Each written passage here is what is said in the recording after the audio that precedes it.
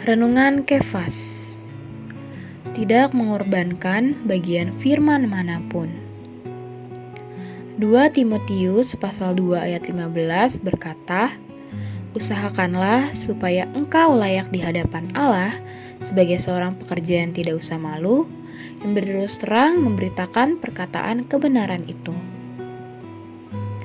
Dalam menjelaskan satu kebenaran, kadang-kadang banyak ayat yang berhubungan, yang menunjukkan makna tertentu, tetapi 2 atau 3 ayat di antara mereka tidak dapat dijelaskan dengan cara itu.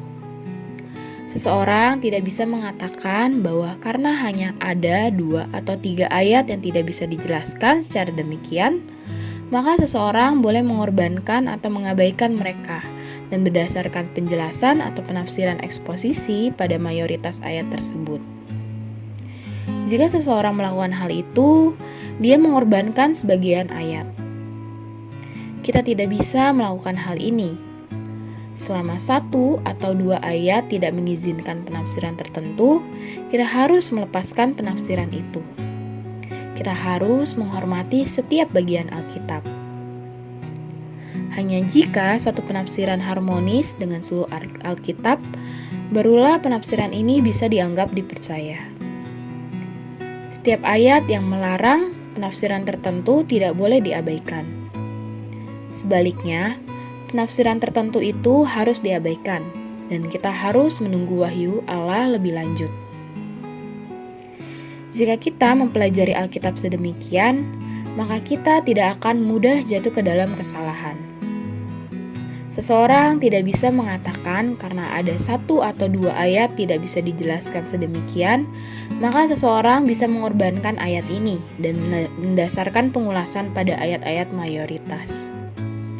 Jika seseorang melakukan hal itu, dia mengorbankan sejumlah kecil ayat.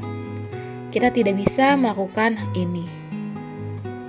Hari ini, kita tidak bisa mengajar orang untuk pergi ke mezbah untuk mempersembahkan kurban hanya karena Tuhan mengucapkan perkataan seperti ini. Jika kalian dibatasi oleh latar belakang ini, kalian akan mendapatkan masalah besar.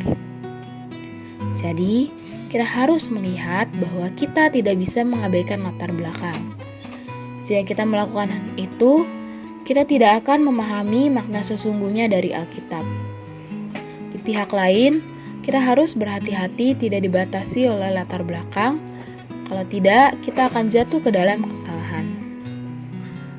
Terang hari ini, kita harus menghormati setiap bagian Alkitab. Hanya ketika satu penafsiran harmonis dengan seluruh Alkitab, penafsiran ini baru dianggap dapat dipercaya. Poin doa: berdoa agar Tuhan terus menjaga minat dan tekad kita dalam menuntut kebenaran.